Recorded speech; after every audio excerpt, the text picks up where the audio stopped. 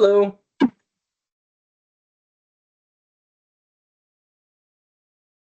Hey, how's it going? Good. How are you, Michael? Good. You're Cole, right? Is that right? Yeah. Yep. Cool. Yeah, my name is Good to meet Cole. you, Cole. Good to meet you. Yeah. I work with Jim in the City of Minneapolis carbon sequestration program. Oh, Um, nice. yeah. So, kind of helping do some moderating today. Jim is actually out at a conference, so I'm not sure if he'll be able to join to listen, but usually he's the one that's actually the um, kind of the spokesperson or the moderator for these. So anyway, kind of got to step in Yeah, team for the day. sweet. Good to Yeah. meet you. Here's my colleague on the project, Holly. Hello. Hi, Holly. Hi, how's it going?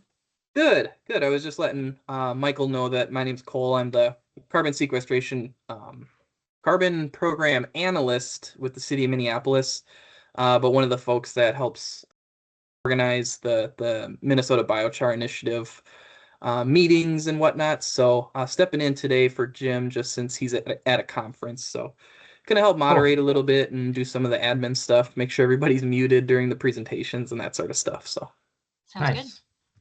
So yeah, I recently read a headline that Minnesota has a partnership with Excel Energy and producing yeah, biochar and energy. Is that right? yeah, yep, yeah. That's one of the partnerships that we're working on here in Minneapolis. Um, Nice. it's essentially, the city of Minneapolis. It's a big city. It has its own parks department, and park board that manages a lot of the tree vegetation on a lot of the public lands in the cities. But when they chip up that wood and get rid of it, that's actually already tied up in existing contracts with tree care companies who, bring that to like mulch suppliers and that sort of stuff. So, um, for our biochar production facility that we're constructing here this spring and summer, we need feedstock. And luckily, XL Energy was interested in being able to provide us with their wood chips from line maintenance associated with some of their maintenance activities. So anyway, Nice. they'll be able to drop the wood chips off at our facility, which is closer for them, and there's also no tipping fee associated with it. And then we get feedstock that will turn into the biochar. And So is it you're producing electricity too or no? not currently. That'll be a secondary component that we are going to hone in on once the project is up and running because there's a lot of Oh, cool. excess waste heat that Yeah, we're looking to do something with. So, for I sure. don't think we're necessarily going to slap a boiler on any of these flares that we have for our facility or anything like that, but there are some creative solutions that we're looking into. So, Nice. yeah, and if we I do that, we figured get to energy would be part of it since Excel was a part of it, so at some point. Yeah, yep. And luckily, both Excel and there's a couple other partners too that are pretty interested to kind of brainstorm some ideas on how to make the facility more efficient so that we can get more carbon credits out of it, which they would like to purchase. Gotcha. Cool. So, yeah. How are So, carbon credits with this administration? Is it the same or unchanged or is it changing or I'm just um, curious. yeah, no, I don't know it's a much good about question. credits. I can't say that I'm exactly the expert on carbon credits, but the marketplace that we would put them on, I believe it's a global um carbon credit registry. And so companies Hmm. from all over can go ahead and buy those. And based on supply and demand, the price may go up or down. And like you said, if there's going to be, maybe less companies focused on carbon neutrality or, going carbon negative, that might affect the price of the carbon credits. But currently, it doesn't seem like there's been too much movement in the carbon credit market. So hoping it stays that way or hoping they get a little more pricey just so, we can maintain our carbon or excuse me, our revenue neutral business proposition for the city. Nice. So yeah, kind of a Right moving on. target and we'll see kind of how that ends up. But yeah, there could be some changes in the future. We'll see. Nice. So yeah. Um, Let me see here. I just wanted to double check on a few things. Um, just to be sure before we start letting guests in, I wanted to see, are you guys for sure able to share your screens? Just making sure you guys have permissions for that. Share content. It looks like I can. Yeah. Okay. The link cool. I had was wrong. Oh, really? Mm-hmm. Let me see. Share screen window tab. It looks like it. Okay. Yeah. Awesome. Perfect. And guys, this is Sonia Betker here. She's gonna be kind of more the actual moderator, introducing you guys and letting you guys take it away, and then her and I'll kind of tag team facilitating questions and whatnot that folks might answer or ask after the presentation. Mm-hmm. Okay. Is there anything specific? I'm just going to read the bios you both sent. Is there anything else you'd want me to point out? Jerry, Gerald Nelson, our other colleague, he should be joining. He said he was, so if he does, I guess read his bio, but no, Okay. not All right. nothing specific. In my list here.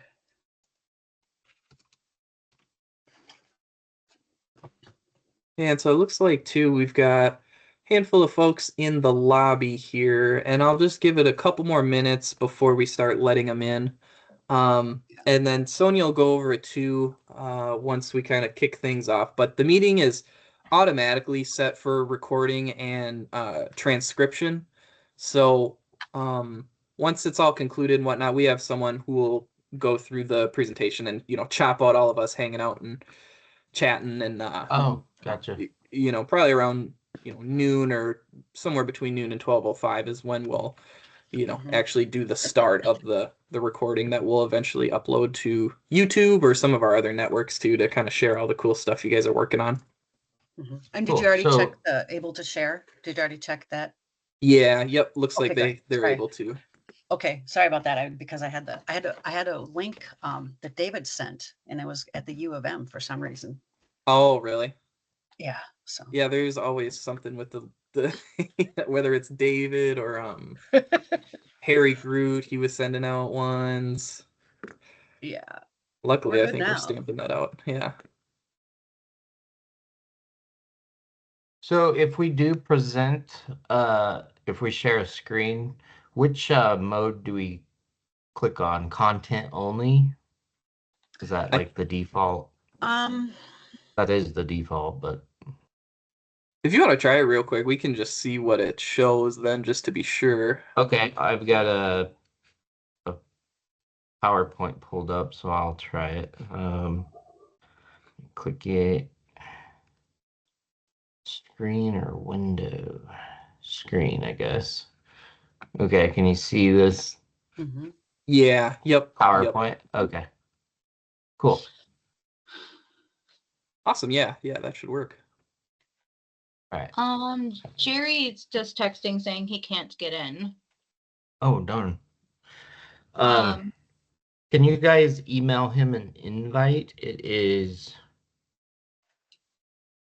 Let me Yeah. see. Has he asked him if he's trying to get in on the U of M link? By chance. He said I can't get in with 287762649618 and password, and then he lists off the password. So I don't know. Oh, okay. So he's calling in. I get it. Let me. I think he's on vacation. I think he's like on an island somewhere. I think. Oh, really? I think so. And he's Which is calling. why he might be calling instead of videoing. Here's I'll put his email address in the chat just if you need it, but Yeah. I'll see if I can maybe try to forward it over to him. Phone conference ID is 900720006. Did you try that? Because I think too that the meeting ID and passcode they seemed right. Yes, how I got on. All right. I'm just gonna forward the Okay, he got full in. invite. Yep. He says he's Oh, in okay. Yeah. Perfect. somewhere. All right. Well, I will go ahead and start admitting folks in here, and we'll maybe just give them another 3-4 minutes after noon before we really kick things off. We'll just let folks kind of jump on in. Okay. Hey, Jerry. Hey, Jerry. Where are you, Jerry? Where I'm is on the, Jerry? where is Jerry? I'm on the east end of Grand Cayman Island. Oh, Man. nice. Wow. Bummer. That's So awesome. it is. It's been, we're ending our third week and getting ready to go home on Sunday. So I Cool. understand it's going to be a little warmer when I get there. Yeah, this week is supposed to be warming up 60s and 70s. Our lows are like um low 40s, I think. So it looks like we're out of the freezing. So Yeah, it's been really cold here, it gets down to, 78 or 79 at night and mid 80s uh, during the day. yeah. That Violin. huge bummer over there. Yeah. So I've been also spending some high quality time working on this website for this project, and I'd hoped to be able to show something, and I'm going to check one thing. I don't think it's going to work, but it looks like a lot of people are being admitted, so Yeah, okay. you just holler at me when you're ready to. Hello, everybody. Thank you for joining. We'll probably start the call about 5 after, just give a few more folks ready to join us. We're just getting started.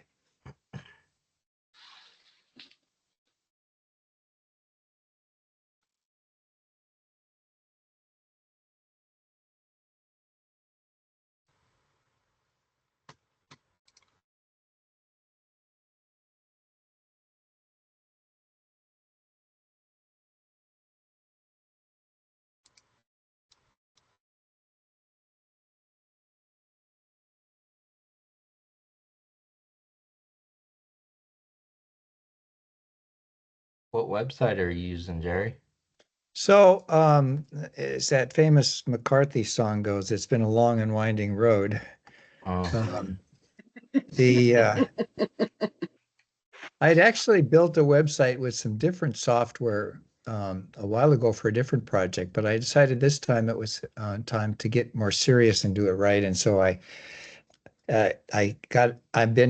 paying OpenAI $20 a month to use ChatGPT. And ChatGPT recommended some software that we use. And so that journey on that long and winding road as Holly and Michael may know, started back in, I'm going to say, October or November or so, as I learned how to use and misuse ChatGPT. It turns out that hallucinations are not the only problem with these kinds of AIs. You also get the the app that ChatGPT deciding that some code is not important and deletes it because it's focused on something else. And mm, so what happens is then this code gets deleted and it looks like there's everything there and you put it in your app and all of a sudden you've lost some work, to say the least. And so there have been several times when I was almost ready to put up the website and then I mm. do some final improvement and then the final improvement leads to backstepping. So I think it'll be nice when I get it done. I was hoping to show some of it today, but Yeah, just, that's all right. the sun was bothering me too much and I had to enjoy it. So Thank you, everybody, for joining us. We'll just get started here in a few minutes. Just want to give folks an opportunity to join. So on that note, Jerry, at CSU, we hosted some people from T-Mobile working on a partnership with Perry and stuff. But they're trying to integrate, 5G and agricultural technology to basically connect it better. And in the talks, Perry wanted me to point out what you've been working on with our field and how much work it's taken to get that data to transmit to your house and all that telemetry. And I mean, Yeah. we're in 2025 and it was that much work. And so we were stressing that to the T-Mobile guys, like, here's a real world problem. It's taken 2 years to figure out on our own, your own. But so it was a good example basically for them to see. Yeah, I'm happy to tell them more about it. I'm like those folks that bought a Tesla and are now putting the I bought this before before Musk went crazy, cars. I'm using Starlink Hmm. We because should put it on the receiver. yeah, yeah, right. But that's that there's going to be challenges of in communications when you're trying to take stuff from a remote field and get it into someplace where you can actually do something with it. So Yeah, I'm that still was the fighting that whole. battle too. Are you? Yeah. Yeah. That was the whole premise of their visit, T-Mobile's visit. So hopefully something good comes of it. Yeah. Okay, we're almost at the start time here. So we'll just give it another minute. Let people join us. We'll start about 12:05. Yeah, and on that note, for everyone that's joined us today, just a heads up that this meeting is recorded. So we'll be sure to post this recording of the presentation onto our social networks, including our YouTube and LinkedIn pages. And I'll also put a couple links in the chat, both for the Minnesota Biochar Initiative LinkedIn page, as well as our own website as well. And then one last item is that we will certainly have time for questions at the end of the presentation. So I'll be sure to keep track of any questions that folks have in the chat. And I suppose from there, Sonia, certainly feel free to take it away. Okay, well, hello and welcome to this month's Char Talk. My name is Sonia, and I'm a board member of the MNBI. And I'm here with Cole. He's also a board member of MNBI. And MNBI is basically a network of government, academics, and industry. And we've come together to ensure like a sustainable development of biochar in the industry. And we're honored usually in this setting to have guests from all over the world. So welcomes to March's talk. And I am getting ready and to introduce our guest for today is Michael, and I'm sorry, Michael, if I say it wrong, Lobato. That's correct. Yeah, Lobato. Okay. And Holly Stanley, as well as Gerald Nelson. They're going to join us today. And a brief bio. Michael was raised in Colorado and he owns and operates a small family seasonal vegetable farm in Fruita. Fruita. Is that Yeah. correct? Fruita, with Yeah. his wife and 3 children. They purchased part of an old sheep ranch in 2020, and they've been restoring the soil ever since using cover crops, no-till methods, and native plants. Michael graduated from Colorado Mesa University in 2011 with a Bachelor's of Science degree in Natural Science Geology and Colorado School of Mines in 2012 with a professional Master's of Science in Mineral Exploration. Additionally, he works for Dr. Perry Cabot in the Colorado State University Grand Valley Research Center, where he also conducts ongoing novel biochar injection field trials with his colleague Holly Stanley, who I'll introduce in a moment. And they study the effects of a biochar's matrix water potential in soils to help combat drought and improve soil health in agriculture. The development of this new technology is ongoing so that this novel practice can be employed in crops in any region and experiencing current and future extreme droughts. In the past, his experience working with heavy equipment a heavy equipment mechanic for Caterpillar and a dealership and as a geologist working in uranium exploration and soil remediation. He's also seat on various volunteer boards and panels in Mesa County, including president of Mesa Conservation District. And now for Holly Stanley is also one of the speakers today, and she's lived and worked in the western slope of Colorado for over a decade. She is a graduate of Colorado Mesa University, and she earned her Bachelor's of Science in Environmental Science and Technology with a focus on ecosystem restoration, a minor in biology, and holds a professional certification in sustainable practices. As an executive director of Mesa Conservation District, Holly works closely with local landowners and agricultural producers to promote conservation initiatives and sustainable land management. She also co-founded Matrix Resource Technologies with Michael to research and develop a novel biochar injection method aimed at improving soil health and increasing drought resilience in agriculture. Holly also serves on volunteer Mesa County Committee and advisory boards, including for the Ruth Powell Hutchins Water Center. Additionally, her business, Gayatri Environmentals, collaborates with Dr. Perry and his team at the Western Colorado Research Center on research, and they research exploring the use of large language models to improve accessibility to corn production, research, and extension. And now for Gerald. Gerald is a professor emeritus at University of Illinois, Urbana-Champaign, where he worked for 23 years. In 2008, he joined IFPRI in Washington, D.C. He's a senior research fellow where he coordinated its climate research, change research, led policy analysis activities and CGIAR research program on climate change, agriculture, and food security, and was the principal investigator on major projects on food security and climate change issues funded by the Bill and Melinda Gates Foundation and the German and British aid agencies.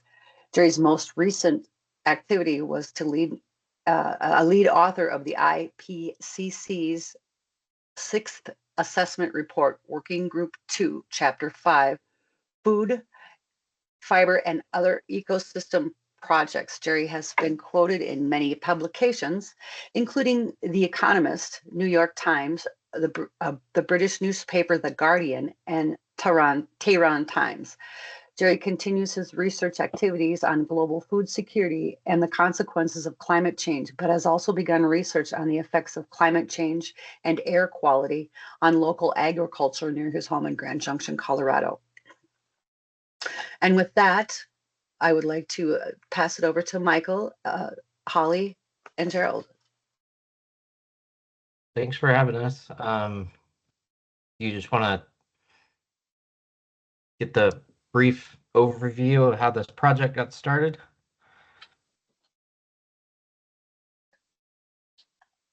Are you? What's that? So I was wondering if you were speaking to me. Oh, yeah. I mean, if you just want to hear the overview, yeah, I first heard of biochar, 2022, I think it was, when Jerry and his group were doing a small experiment on my small farm. And I really didn't know what the material was in an agricultural sense. And here in Western Colorado, where we live, we receive about nine inches of precipitation a year, and we're all of our irrigation water is fed from the Colorado River, and so drought is plays a huge factor in everything we do here, and so their perspective, Jerry's group was looking at this material from a perspective of air quality, and looking at if it could help some of the crops production. And so I put some in my soil that's really wore out from the past sheep ranching use, and it was like night and day. It changed it from drying out every day to holding water and drying out every 3 or 4 days. So that's when I started really getting into this material and thought maybe this could be a good a use to increase drought resiliency here in the West. And that's how the whole project got started. And yeah, I wouldn't be this far without Jerry and Holly, that's for sure. So I'm blessed to have their expertise and help in this. So I appreciate them. Thank you. I can talk a little bit about how I got involved with the project. So when I was working for the Ruth Powell Hutchins Water Center at Colorado Mesa University, and went to one of their water forums and had a really amazing conversation with a researcher who was doing research on biochar and the effects of how biochar could eliminate, contamination, soil contamination in mining operations in and around our region. And I just thought that was such an amazing application. And I hadn't heard of biochar before, and I just thought it was really interesting. Well, fast forward maybe a year later, request for a research assistant came across my email feed from one of my professors. Michael was looking for somebody to help out with this project, and I read the little summary of what he was looking for, and saw that it was research on biochar, and I just absolutely jumped at the chance. I think Michael said I was the first person to immediately apply for the role of research assistant, and I was just really excited to be a part of something that I thought was, this amazing substance that we should be using for all kinds of things, and was really interested to see how that would play out in an agricultural field, and how that could improve soils and water conservation, especially here on the western slope of Colorado, where it's an extremely dry environment. And so that's kind of how I got started with the project, and I've been with it ever since.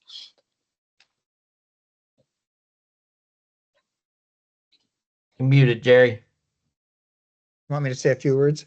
There you go. Sure. Yeah. Yeah. So just to professionally background, I'm an agricultural economist. I'm not, hardcore biologist by any means. And so I've had to learn a bunch about biology. But let me explain how I learned about biochar first, and then secondly, what the projects that the Citizens for Clean Air have been working on that involve biochar. So it turns out in Brazil, when the World Trade Center buildings got hit, and was therefore exposed to all sorts of different stuff back in the day. But one of the things that happened was that I spent an afternoon one day in a library in Manaus, where I found a book that talked about this stuff called terra preta, which it turns out is soil that has lots of biochar in it, and that was a very valuable source of its mechanism to keep the nutrients in the tropical soils from leaching into the groundwater and going away, and making them potentially available to plants. And so you'll find a lot of terra preta in Brazil and the Amazon, which supported a large number of people before the Spanish came and basically wiped them out with diseases of various kinds. So fast forward now to my moving to Grand Junction, and I was in Grand Junction, which for those of you who don't know where that is, it's on the western slope of Colorado. We say that it has 300 days of sunshine each year. It's in the banana belt, so it's not like up in the mountains in the snow. It's the high desert with, as Michael said, 9 inches of rain a year. The only way you do any agriculture is with irrigation, getting the water out of the Colorado River. Water out of the Colorado River is going down because climate change is causing both changes in precipitation, but also increased melting of the snow, so you get earlier runoff of the water into the Colorado River, and lets in the various irrigation systems around the valley. Citizens Clean Air, though, interest was because one of the ways that agriculture works in that region is to burn your fields, to burn your crops, to get rid of the agricultural waste and weeds. And so we have periods of time, especially in the spring, but also in the fall, when there's very bad air pollution. And so this beautiful, clean mountain or high desert air gets polluted pretty badly. And I understand I missed some of that earlier this year. And so the question was, is there anything that could be done to turn that waste vegetable product and there's lots of other sources, into something that's useful, so that farmers and land operators more generally would be able to make some money off of converting it to something, and biochar came along.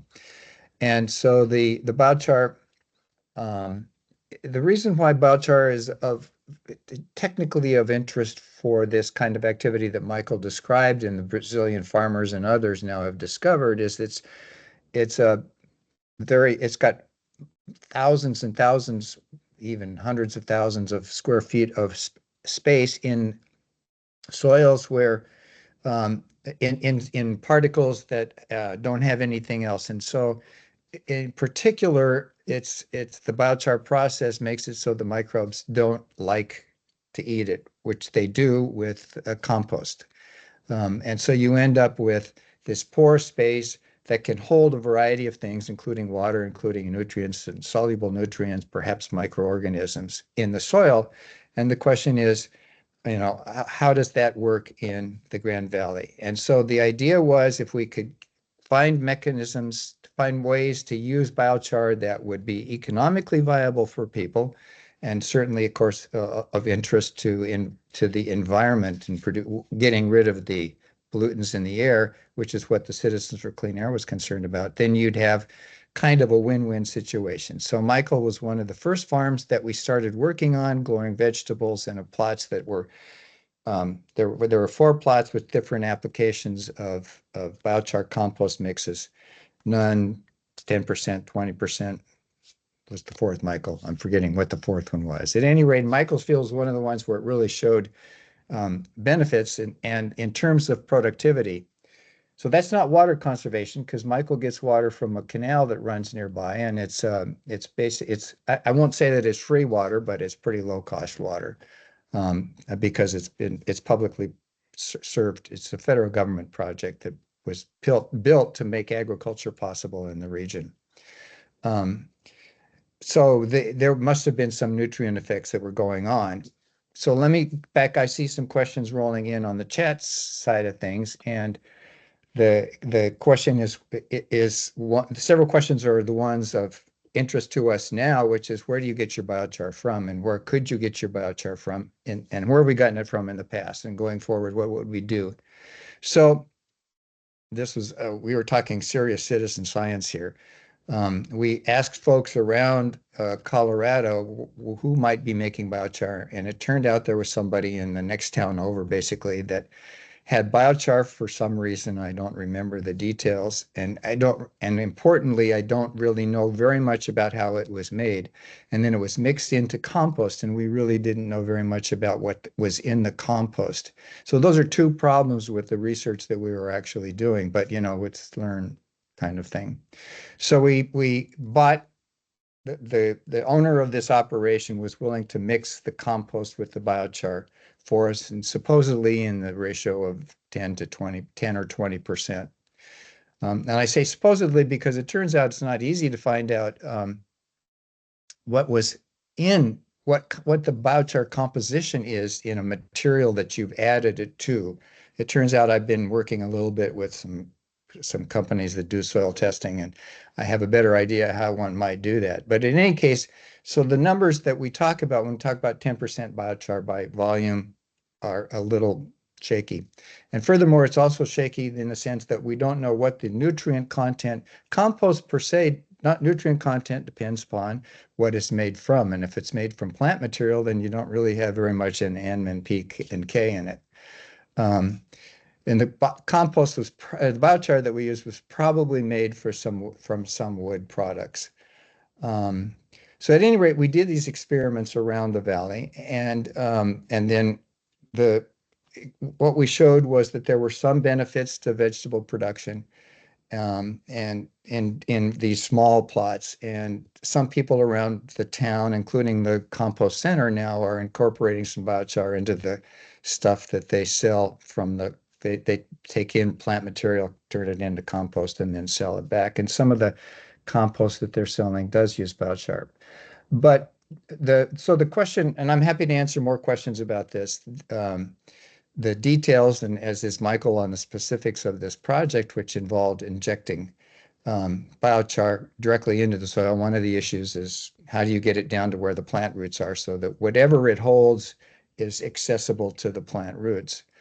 But one of the issues for us then going forward is I would really argue for doing high quality biochar making process is not the backyard operations, because what you end up with is the same problem we had, that you don't exactly know what's in there. So if you have the wrong plant materials, so for example, we have around here something called salt cedar, in a plant that was brought in to hold river edges of rivers in place, but it also managed to extract salt and concentrate it in the plant material.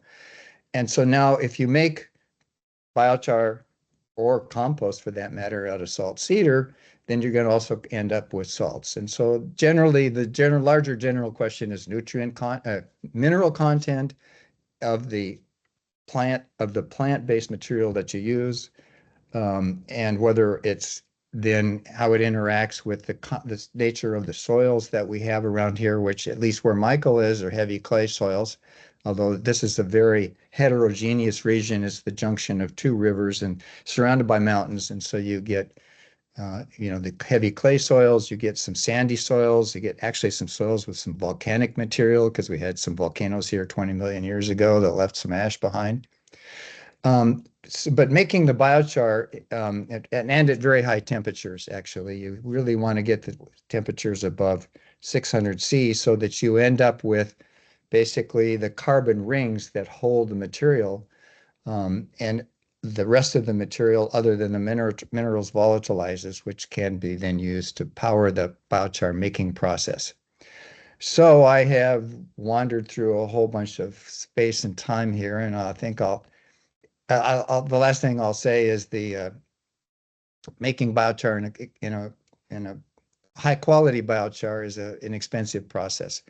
And so one of the issues for us as the Citizens for Clean Air is how do we find equipment or funding that we can use to buy machines that have enough volume to handle the material that we would be able to get from around here. And it looks right now like we're talking 1.75 to $1.5 million. So I'll leave you with those numbers and turn it back over to Michael to talk about specifics of the project. Sure. Thanks, Jerry. I'll get into the nuts and bolts of what this trial is and how it's different, and then I'll turn it back to Holly for some soil data. So I have 3 acres of native grasses that are very drought tolerant at my personal farm, and I was trying to think how to make these already drought resilient grasses even super drought resilient, right? And so that was after I discovered the biochar effects in my market garden. And so my next question was, how was I going to apply it? Because I had just spent a lot of money and time planting uh, and establishing these native grasses. So that was the problem. And I could either top dress it, which I didn't really see a whole lot of benefit to. A lot of it will blow away. Um, or I could till it in, but that wasn't an option because I had just planted. I didn't want to replant again. And so that's how the whole premise of this got started. And so I had this concept in my mind, and I searched the web for a machine that would do such a thing, and the closest thing that I could find was this this hydraulic sand injection machines that's used in golf courses and sports turfs. And so I applied for a couple grants through Colorado Ag Water Alliance and the Lore Foundation, that's LOR. They were grateful to us and funded $16,000 for the first year. So yeah, this is all self-funded. This isn't funded by Colorado State University or anything like that. Um, we're kind of like the indie band funding ourselves here. And so we got that money rounded up. Um, and so I hired that dry-ject machine, and they came down, um, and we injected 7 cubic yards of pistachio shell biochar from VGrid, and it's vertically injected using hydraulics. We get about 6 to 8 inches of depth. And then we put 12 logger stations and 36 Campbell Scientific soil sensors at 6, 12, and 18 inches depth. And so we're logging the soil moisture data, EC, and soil temperature 24/7 since spring of 2023. So what's the result here? And the goal was to find out how much more water you could store in the soil by doing this. And if you take the average of both years throughout the year, the biochar strips hold 23% more moisture than the controls.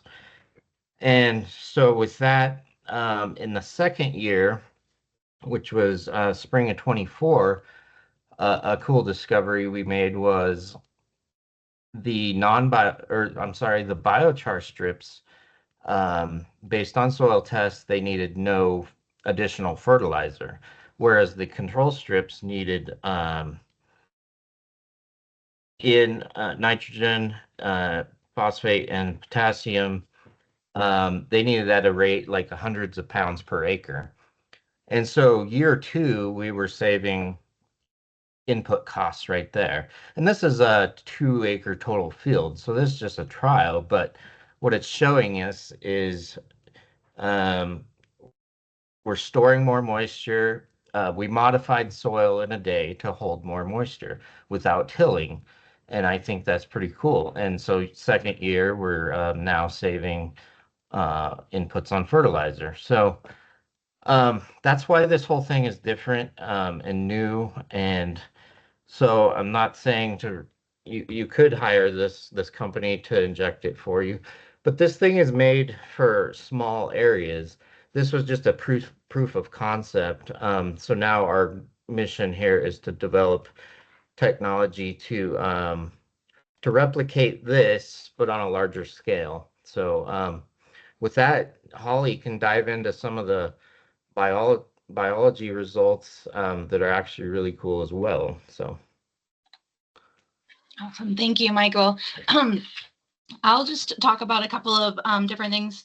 I will say, I'll preface with the fact that we have so much data that we are currently analyzing and to determine all of the benefits. But in general, across all of the parameters that we studied, the biochar strip that we injected with biochar and we watered at 50% by frequency. So what that means is, your 100% by frequency is like the normal rate that you would water a field in this region of western slope of Colorado.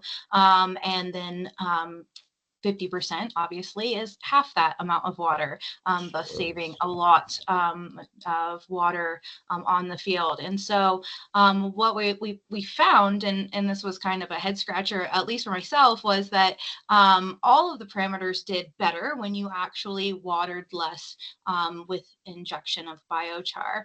Some of the things that I specifically looked at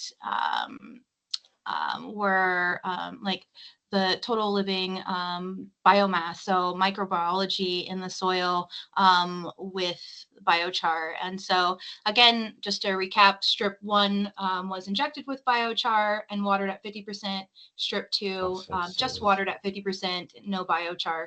Strip 3 was injected with biochar but watered at 100%, and strip 4 was watered at 100% with no biochar. And across all of the parameters of the total functional groups of biomass and diversity, the strip 1 across all of the testing dates and sites, what we did was we each data logger, there were 3 of them in each strip, we tested north, south, east, and west around about 3 feet from that data logger, so it was consistent across all 4 strips.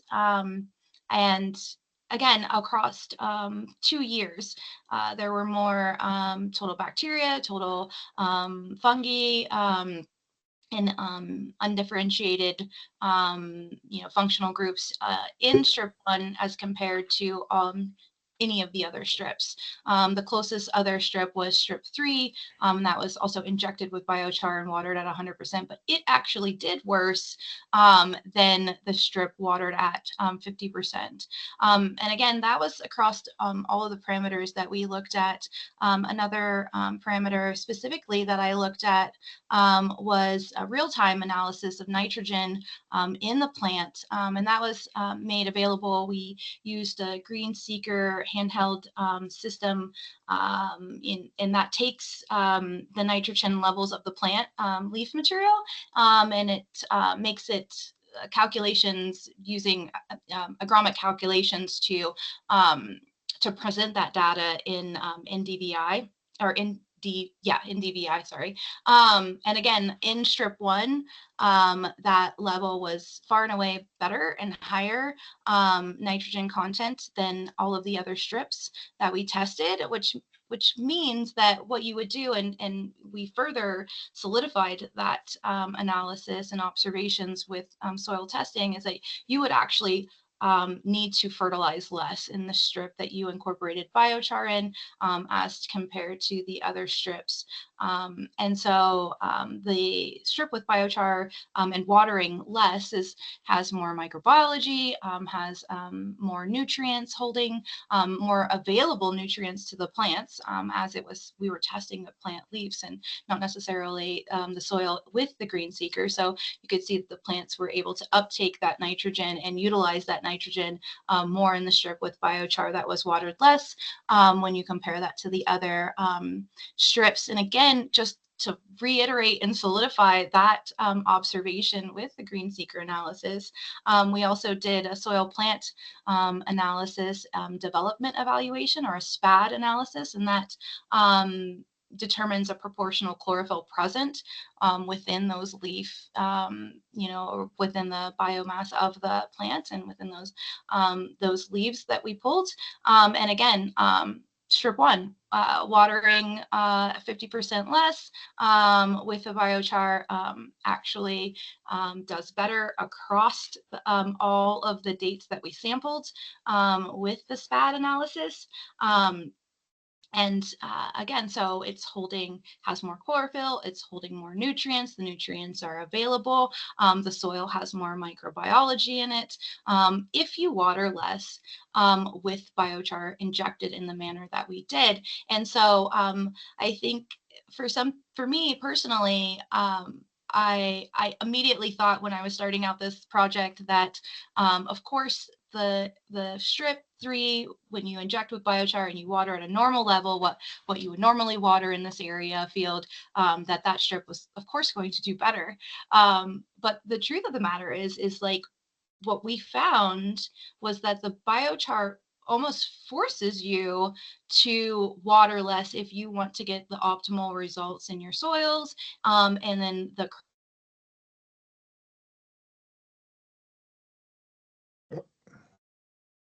We lose you, Holly? Looks like it. IT issues. Can Are you you there, hear me? Holly? Yep, now we can. Oh, sorry. I don't know what happened or where I cut off, but just was saying that, it was just really interesting observation to find that the biochar actually forces your hand to water less if you want to get those optimal results in the soil and in your crop. You need to water less with biochar, and in a region where we are drought prone and have really significant issues with water availability, that was just an amazing observation to find. And so I will pass it off to Michael, or Jerry, if you want to talk about the soil testing and water holding. Yeah, Jerry, you could talk about the soil sensors maybe in the telemetry and the challenges of data collection, how we're doing that. Sure. So we used Campbell Scientific Instrumentation, and because this was mainly a citizen science project, we substituted people's time for money. And so I learned a lot about how to use Campbell Scientific equipment, including stuff that was 2 generations out of use, you can't access anymore. But it's very robust material. And so in the data loggers, we had a radio that could send information from the data logger to a central base station where we collected the data and then sent it to me through the Starlink system to anywhere in the world, really. But I was collecting the data in my house. And we used if at each one of the data loggers, as Holly said, we had 6, 12, and 18 inches depth of data loggers that collected uh, moisture pressure, electrical conductivity, and soil temperature. And we had there's a weather station, it's Colorado State University weather station that's pretty close, so we can combine that information with ambient temperature and precipitation. And we collected and the irrigation water.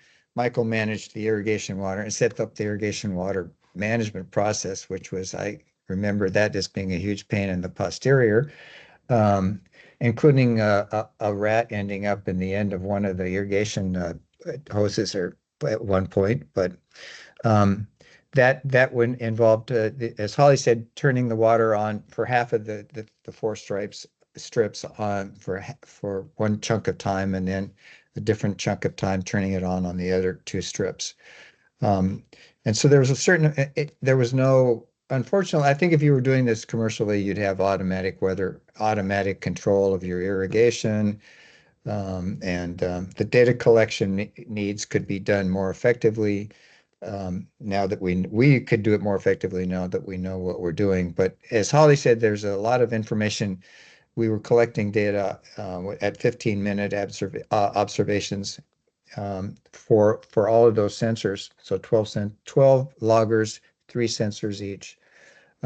It gives you a pretty large volume of information, and then you have to figure out how to average it to levels that make sense. And so one of the reasons for this website that I was trying to get ready for today, which I didn't succeed, was to make it possible for other people than me to actually create figures and generate different kinds of takes on the data set, depending upon what their interests are.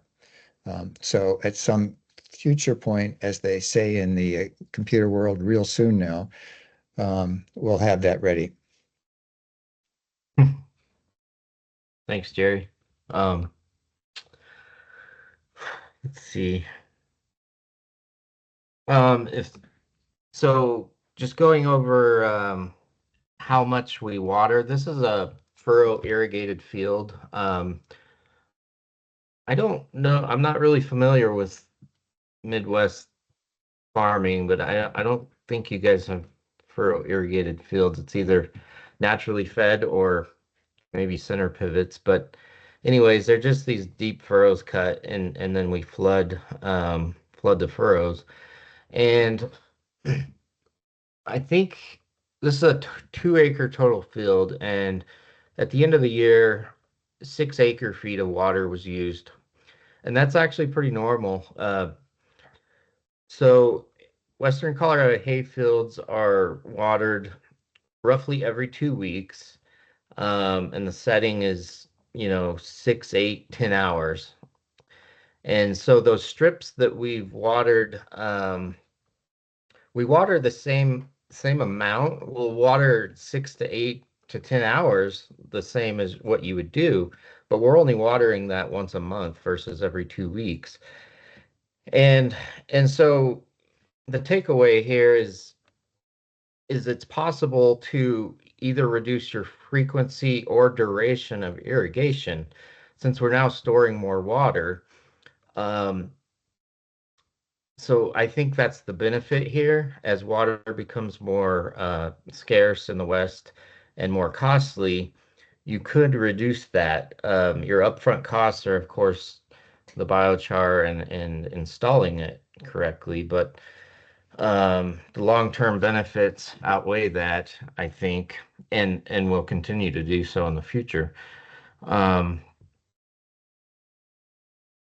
But yeah, it's a interesting concept, and this is just a concept, and why we think this works is it's not another strictly just a biochar trial in itself, and that's because of how it's installed. We actually, if you think about it in two different components of why this works, we actually have from the surface of the soil down to 8 inches, a column, a porous column that is semi-permanent now if you never tilled. And so that acts as a conduit for the atmospheric nitrogen and the water to infiltrate downward instead of off the field. And so that's one aspect is the mechanical conduits. And then your second aspect is your material to hold that water and nutrients. And in periods of drought, if you have these pockets, these columns of stored biochar concentrated, you have these uh, reservoirs for the microbes to to weather a drought. And so here in the West, um, there are there are certain cases where that can obviously be useful. Um, and I don't, this is hard, this is a hard thing because of the cost of biochar to scale up to huge fields. I mean, you probably wouldn't be doing what we're doing in, annual wheat or corn fields. This is more for specialized high value crops, vineyards, orchards, tree nut farms, um, brownfield reclamation, really poor soils that you need to get productive again quickly. And so instead of thinking as this as like you need to do this, it's more of like this is solving a problem if you have that problem. If you have really healthy soil, amazing healthy soil, would you really notice these effects? Maybe, maybe not, but where we have these really low, I mean, our soils here in Western Colorado are less than 2% organic matter naturally. I mean, there's virtually no organic matter. And so if you do this, um, you're changing how that soil works in a day and to hold more water and then to kickstart the microbiological processes that are needed. And that's what we're seeing is we could build this healthy soil with cover crops over time, right? And that's great, but if we could do that in a year, um, you save a lot of time, right? And so, I mean, after our first irrigation on our test fields, we seen this data in the graphs. It was undeniable that it was holding the water for longer and more water initially. So those graphs, the ramps of the graphs taper off slowly. And so what that equates to is we infiltrate the soil faster, so therefore you have hydrated that profile quicker. So you don't need to leave the water on hours and hours longer. So there's a lot of benefits to this concept, and we're pretty excited to just keep working on it and try to try to develop it to where it's accessible in the future, and it could be a common practice where needed.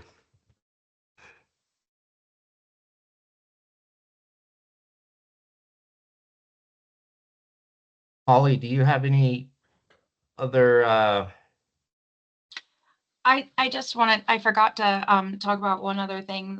One of the things that I think is important for most people who are producing, you know, or in agriculture production is what was the yield? What did we get in biomass of those grasses during this process? And so for the first year, we fertilized like normally, like we would, based upon those soil sample tests. And the biochar strip, again, watered at 50% less by frequency, showed an average over the course of the entire, you know, season of 113% more biomass when compared to the other strips.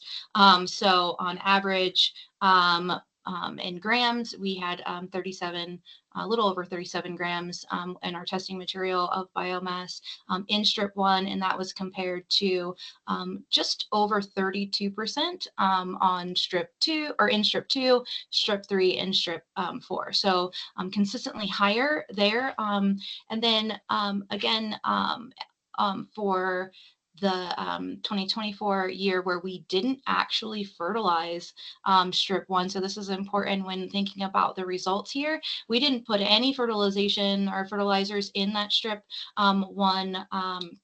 We didn't actually do that in strip 3 either, which was both of the biochar fields.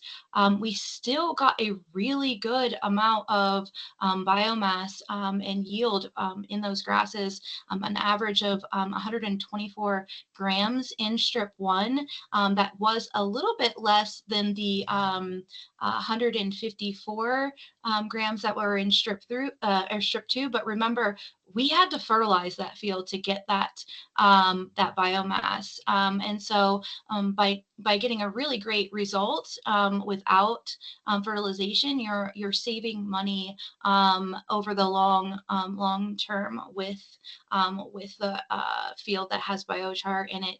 And that was also considerably more than what we got in the first year. And we just feel that that would just, those positive observations will just retain in those fields a lot longer without having to put any inputs into those fields over the long run, thus, you know, getting a really good amount of yield without having to spend a lot of money and cause, you know, environmental issues, also runoff issues into the Colorado River with these fertilizers that you have to put in to these fields here to get those kinds of results. So that was one other thing that I thought was really interesting that I wanted to touch upon.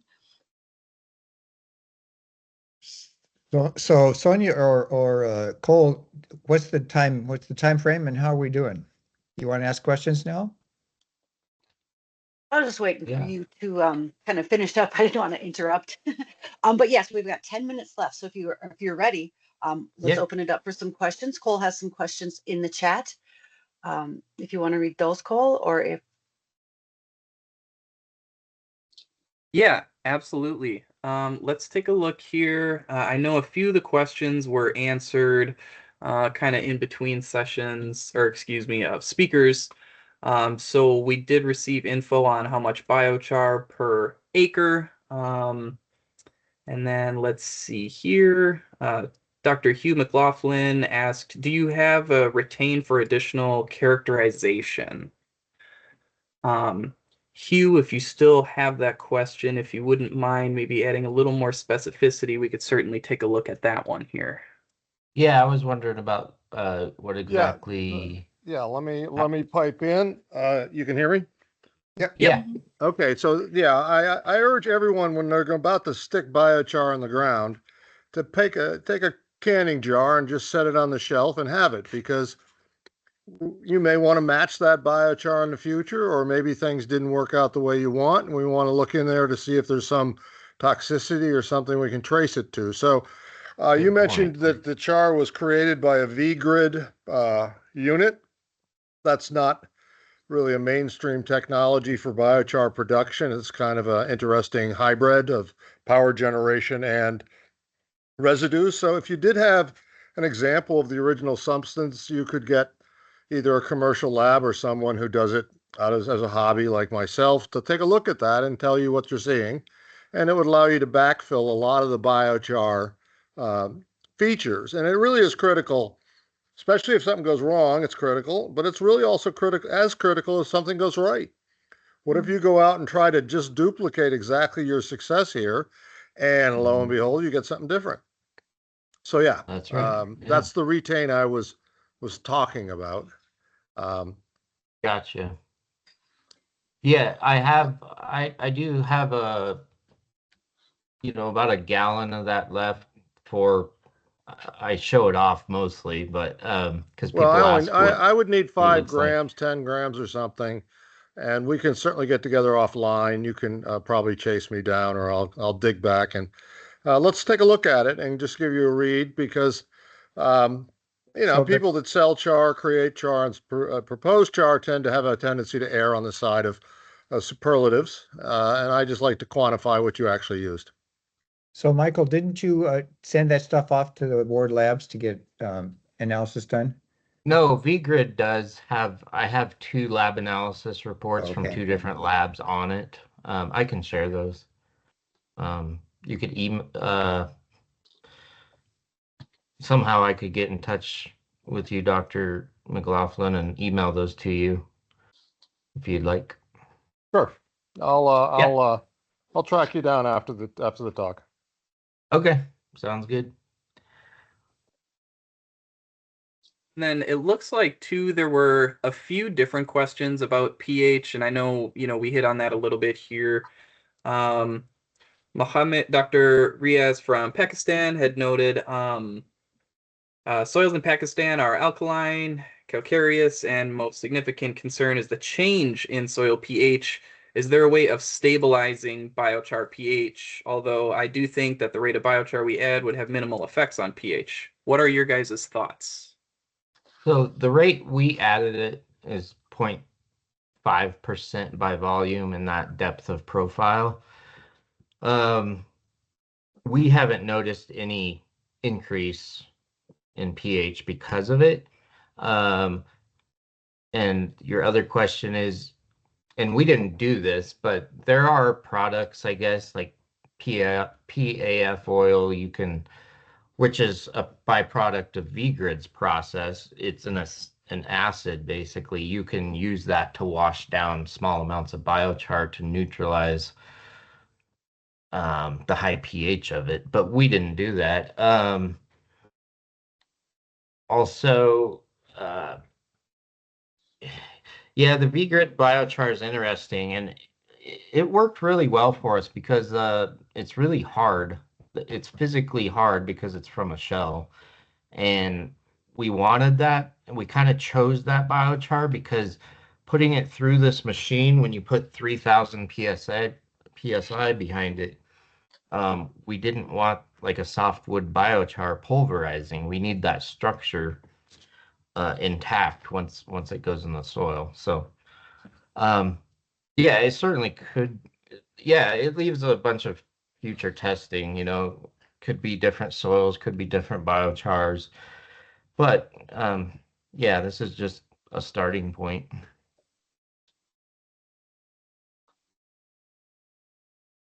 Awesome. Thank you, Michael. Let's see here. I'm looking through, not seeing too many other questions. If folks do have questions, please feel free to leave them in the chat here. Looks like we have another about 5 minutes. And then too, maybe while we're waiting on a few questions, I did just want to note, I will put in again the links for the Minnesota Biochar Initiative website, its LinkedIn page, and then also too wanted to let folks know that we do have the U.S. Biochar Initiative conference coming to Minneapolis in September 2025. I'll also provide a link for that as well for folks who are interested. And we are also looking for speakers and supporters. So certainly feel free to shoot us an email at the MNBI email address on our webpage if you are interested. And then let's see here. Jump in quick, Cole. And next month, Yeah. on every third Friday, we have our Char Talk on third Friday on April. We're going to have our Char Talk, and the speaker will be Biochar on site. So don't miss that one. But as we do that, is there any other questions for Michael, Holly, or Gerald?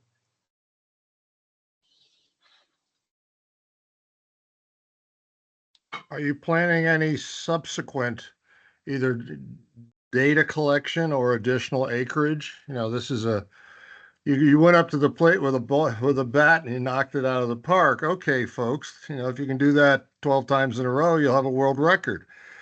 So, you know, it's just, you know, it does, and maybe even think about bringing in some economists beyond Gerald to try put some numbers behind this. I mean, if it pays for itself, then it may have some legs. For sure. Yeah. Go ahead, Jerry. Oh, well, I was just going to say that one thing that we didn't mention was the fact that this field had not had any it's in a research station, but nobody had done any research on it for, let me say, 10 years.